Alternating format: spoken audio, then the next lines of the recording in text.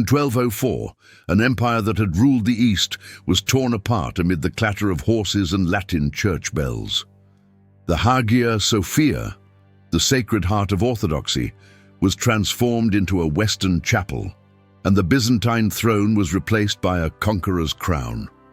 It was a bloody year in the history of the East as the Fourth Crusaders broke through the gates of Constantinople, plundered the Byzantine Empire's millennia-old treasures, and erected a Latin throne in the ruins of the Blachernae Palace. Frankish soldiers laughed on the walls of the Theodosian fortress, while Latin priests worshipped inside the Hagia Sophia, which had once belonged solely to the god of the East. But not everyone was willing to surrender. From the fragments of the old empire, three branches arose. In the east, the empire of Trebizond, isolated in the icy Pontic Mountains. In the west, the despotate of Epirus, proud and warlike with Cominian blood. And in Asia Minor, the most prominent, the Nicean Empire, where the former Lazarus dynasty re-established its throne with the blood and loyalty of a people that had not forgotten its past. After the fall of Constantinople, Epirus and Nicea quickly became the two main rivals in the race to regain the legacy of the Byzantine Empire. Both claimed to be the legitimate successors, and the competition between them was not only about territory, but also about imperial legitimacy. From the beginning of the 13th century, Pelagonia, the land in the middle of Western Macedonia, became the strategic border between these two opposing powers. Nicea, for more than half a century, was the last bastion of Orthodox Byzantine power. Under John III, Vatis reigned from 1222 to 1254. The empire restored the bureaucracy, re-established the church, reformed the army, and gradually recovered its lands. Thanks to his sharp spy network and his clever trade policy with Genoa and Venice, he created a solid economy that supported moderate military campaigns, enough to secure the frontier without unduly provoking outside powers. It was through his conquests in Macedonia that Nicea gained a clear advantage over Epirus, establishing checkpoints all the way to the Albanian border. However, after the death of Vatsis in 1254, the tide turned. Michael II of Apus, taking advantage of the situation, supported a revolt in Albania against Nicea, quickly capturing the fortress of Pip and even capturing the local governor of Nisa, George Acropolites, who would later become a famous Byzantine historian. Michael II then attempted to attack Thessalonica, but was stopped when Manfred of Sicily, with his ambitions for the Balkans, suddenly landed and occupied most of Albania and the island of Corfu. To consolidate his position, Michael II married his eldest daughter Helena to Manfred, accepting the loss of Albania as part of his dowry, and sought the protection of Sicily. But that was not the end of his move. He further expanded the anti-Nicene alliance by marrying his second daughter Anna to William II Vilharda, Lord of the Principality of Aa, and forged close alliances with other Latin rulers in southern Greece, such as the Principality of Athens and the Triarchs of Negroponte. In order to further isolate Nicea, Michael II also secured the support of the Serbian king Stephen Uash I, reigned from 1243 to 1276. In response, Theodore II Lazaris, son and successor of Vates, attempted to counterbalance this by forming an alliance with Bulgaria, marrying his daughter Irene to King Constantine Tik, reigned from 1257 to 1277. However, he died suddenly in 1258 before launching any campaigns, leaving the throne to John IV Lascaris, a teenager not yet 8 years old. It was then that a man emerged, Michael Palaiologos, a descendant of a noble family that had been marginalized. He was not only resourceful and decisive, but also understood that if he wanted to revive the Byzantine Empire, he had to retake Constantinople at any cost. With his natural diplomatic skills, he was quickly elected regent, then co-emperor, and gradually seized power, re-establishing the position of the Palaiologos royal family, the family that would hold the Byzantine throne until its final collapse in 1453. However, the road to that legendary capital was blocked by a huge alliance of enemies. In the west, Michael the Seuns of Aprus, a self-styled desperate, refused to accept the Naian monarchy.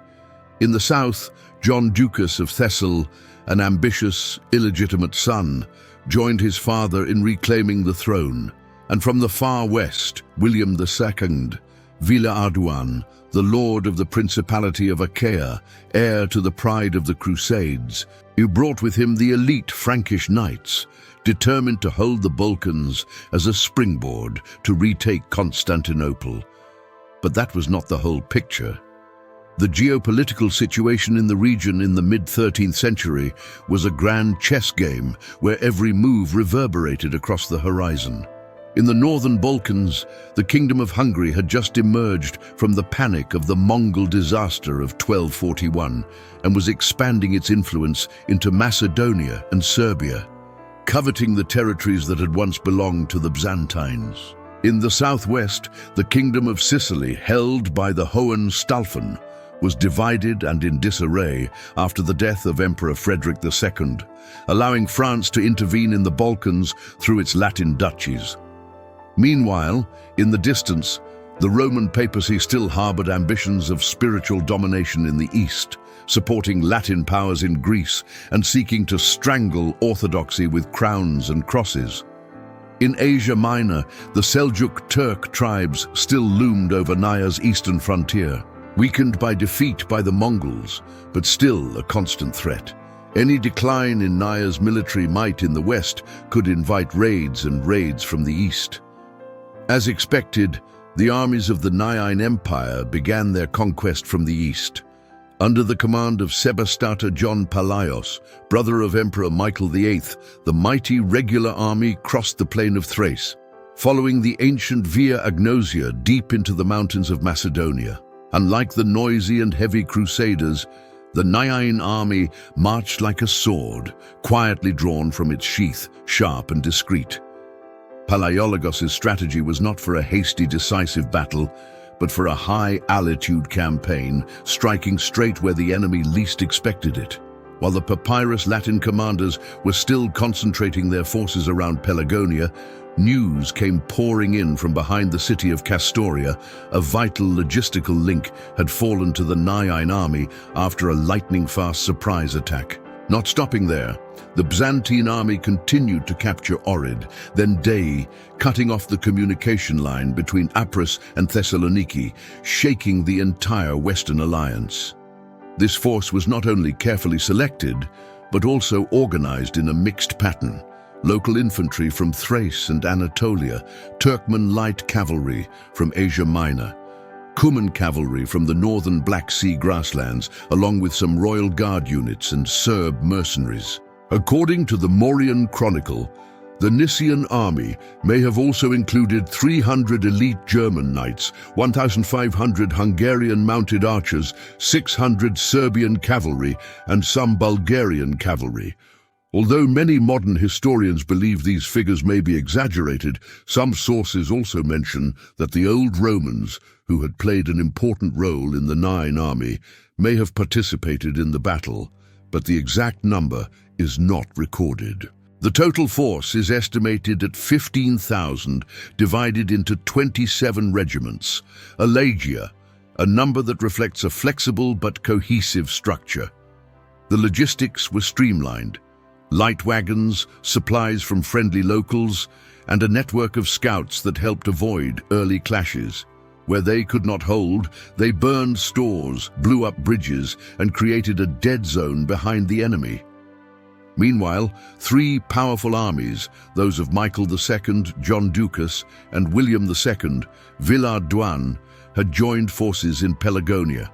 The Epir's army had lost much of its territory in the campaigns of John III Vattis, but Latin allies soon arrived to help. William II led a large army from the Duchy of Achaia, Athens, the Triarchy of Negroponte, and the Duchy of the Isles, his Frankish vassals.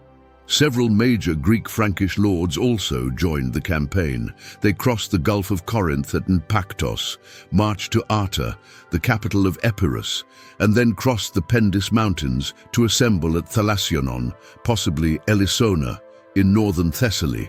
In addition, Michael II received reinforcements from Manfred of Sicily, who, although he did not personally participate in the battle, as some sources describe, sent 400 fully armed German knights who may have landed at Avlona.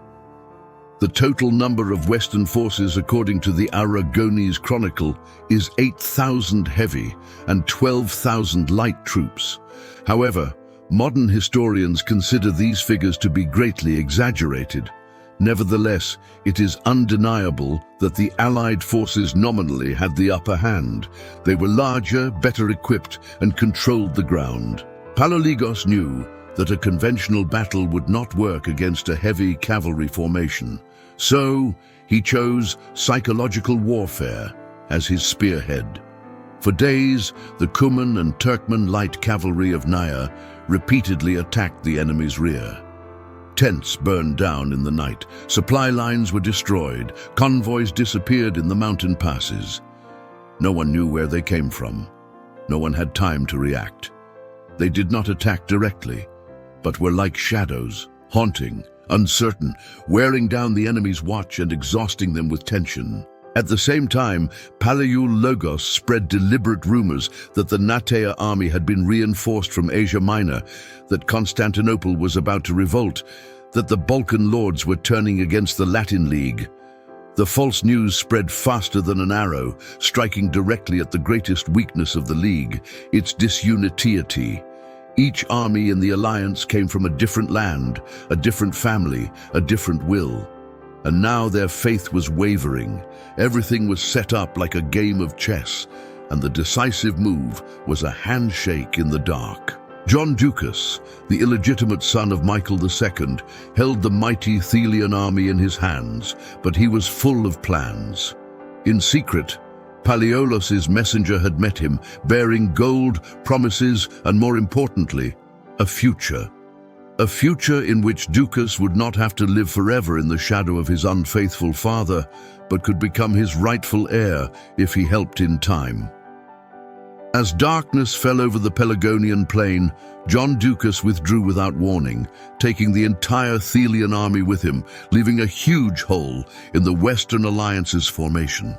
Michael II of Iris, hearing of his son's departure, panicked. During the night, he also secretly retreated, fearing that he would be caught in the Eastern Roman pincers. The fear was not only tactical, it was fear for the political future of Epirus if he failed against the rising empire. The result was that by dawn the next morning, just as dawn was breaking, only William II Vardouan and his Frankish army remained, abandoned in the heart of Pelagonia like a lone knight in the desert. With no time to regroup, no allies, no supplies, they were about to face the final storm of the Byzantines. In that moment, the advantage of numbers had reversed. The Western knights were now trapped in the open with no place to hold on, while Palaiologos, with a much thinner army, had the initiative. The Byzantine Empire did not just advance to Pelagonia on horseback. It came with strategy, with diplomacy, with the cold ruthlessness of a man about to restore a lost throne. As the early autumn sun poured over the Pelagonian plain, the morning dew still lingering on the grass, the Nisan army appeared like an irresistible wave. The terrain of Polonia was a wide basin between low mountain ranges, notably the Baba Mountains to the west and the Moglin Mountains to the east, forming an open level valley suitable for cavalry fighting.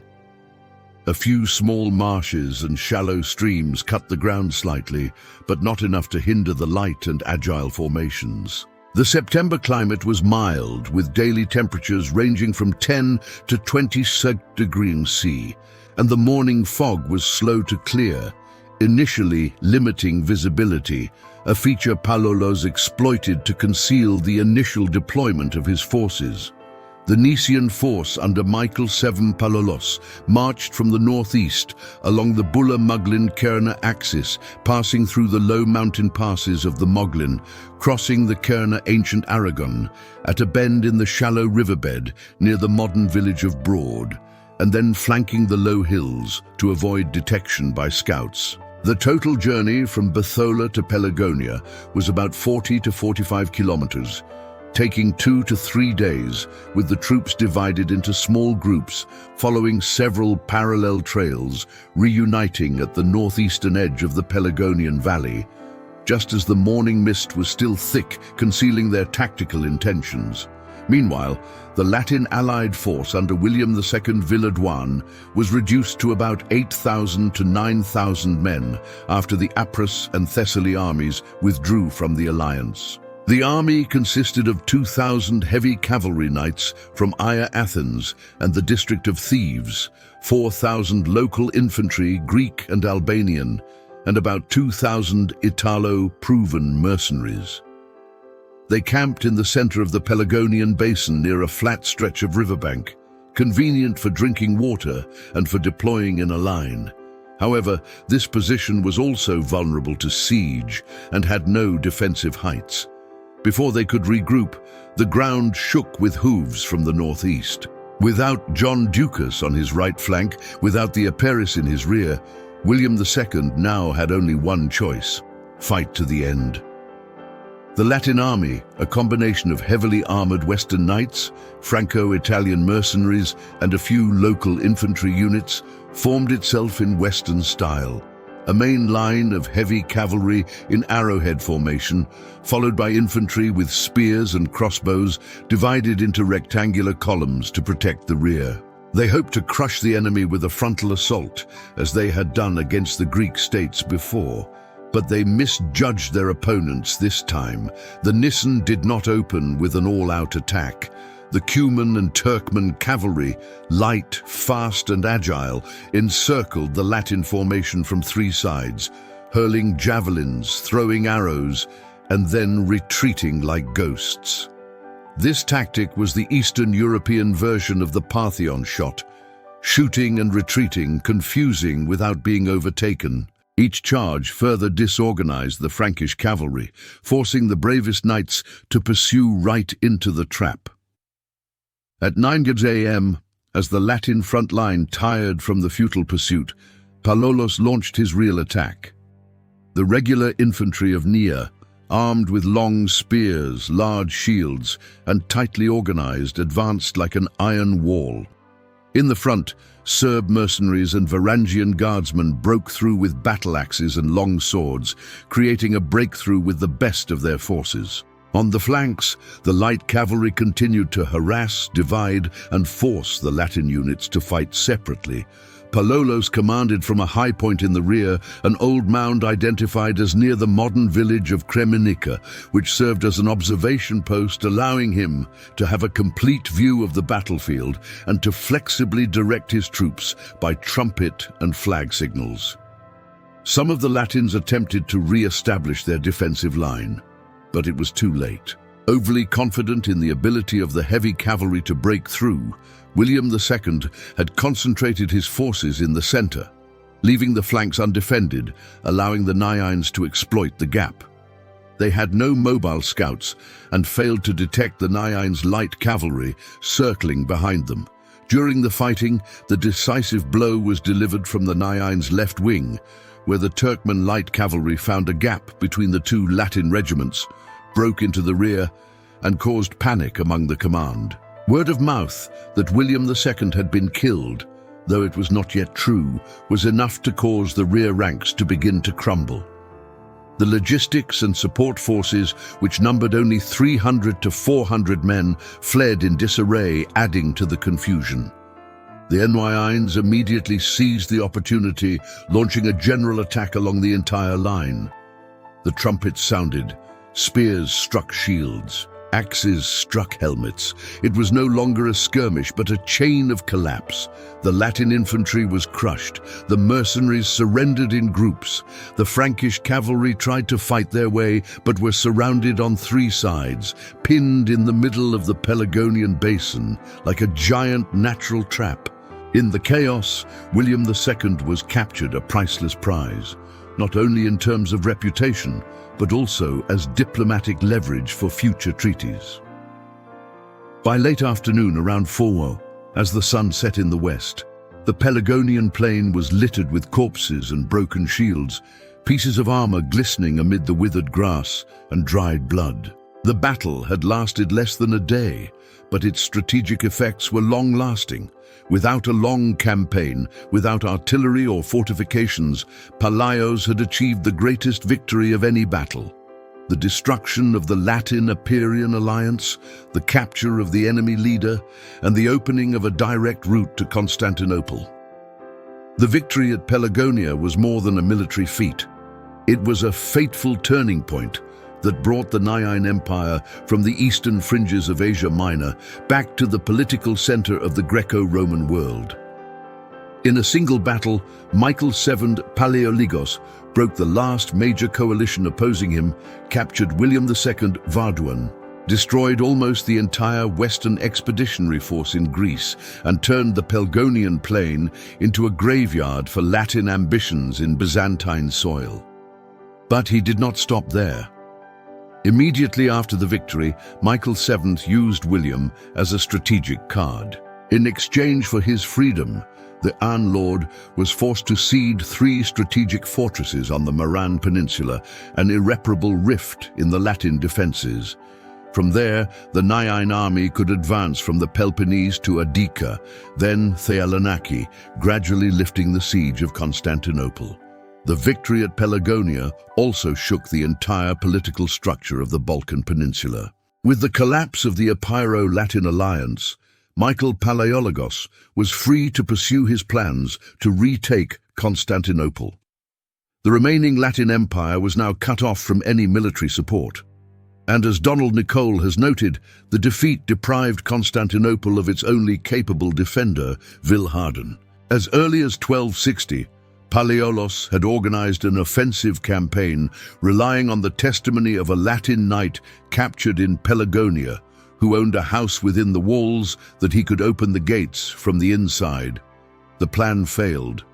The attack on Galata failed, but the ground had been laid. Less than a year later, on 25th July 1261, with the Latin army absent and the walls exhausted, the Nician general Alexios Strategopoulos unexpectedly attacked Constantinople. Without a great battle, without a siege, with a small army, he opened the gates of the citadel and handed the throne to Michael VII. The Byzantine Empire was reborn after 57 years of division and exile. The double-eagle banner of the Palaiologos flew over the dome of Hagia Sophia, and the Orthodox bells rang again in Constantinople, from Pelagonia to Constantinople, only 1 year. But in that year, an era changed. That battle, seemingly just a clash on the western fringes, decided the fate of an entire civilization. The victory over Pelagonia also led to the rapid territorial expansion of the Ennianes in Greece.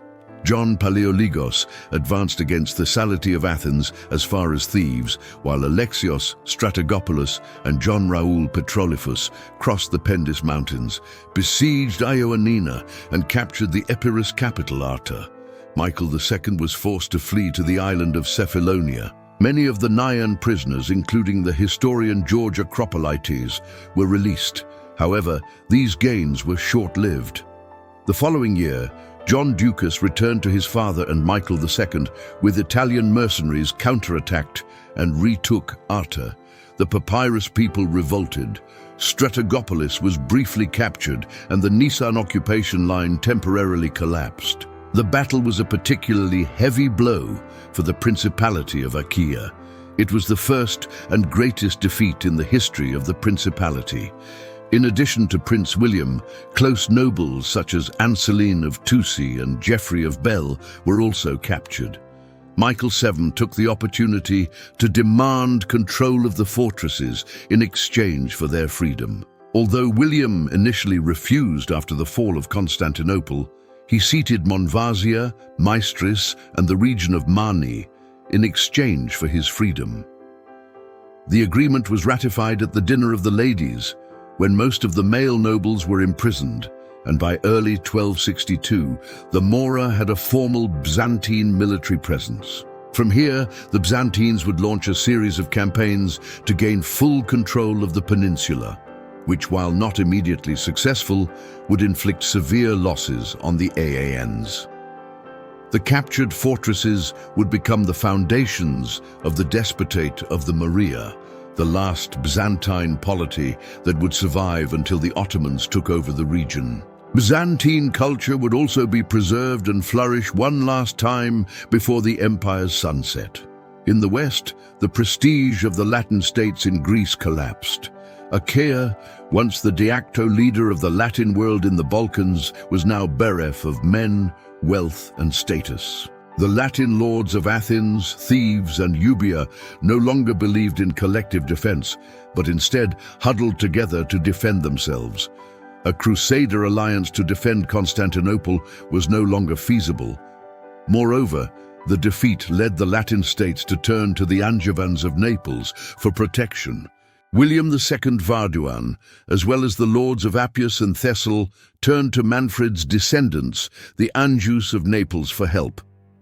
The result was the Treaty of Witboi in 1267, which turned the Frankish states of the Iron into vassals of the Kingdom of Naples, no longer independent powers, but drawn into the Neapolitan sphere of Mediterranean power.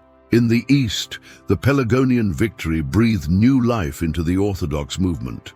During the nearly 6 decades of the Latin occupation of Constantinople, the Eastern churches had been suppressed and forced to submit to the Pope. Now, Palaiologos's victory was seen as a revival of Orthodoxy, a sign that God's will was on the side of the Eastern Romans. More than just a political event, it was also a highly symbolic spiritual victory. In the long run, Pelagonia also shaped the power structure of the 14th century. With the accession of the Palaiologos dynasty, Constantinople was restored to the center of the Greek world, but at the same time laid the foundations for an empire that was militarily weak, internally divided, and dependent on external powers. The paradox of the victory was that it restored its former glory, but also placed too great a burden on an already exhausted empire. After 1261, Michael VII was left with a fragile legacy, reuniting the territory, but unable to restore the resources of the Komnenos era. If you love deep historical stories where each battle is not just a clash of swords, but also a confrontation between wills, beliefs, and strategic vision, then this is the place for you. The epics that have been obscured by the dust of time, the glories and tragedies buried in silence. We will be here to tell each chapter. Click like if you feel your heart fluttering before the fate of the lost empires, and don't forget to click subscribe so you don't miss any of the next journeys. Because, who knows, the next battle might be one you've heard vaguely about in books but never really understood. And if you have an unanswered question about a battle obscured in history, a dynasty that once flourished and then fell, or a historical figure that makes you curious, please leave a comment below. Together, we will follow the traces of time to turn back the closed pages of history.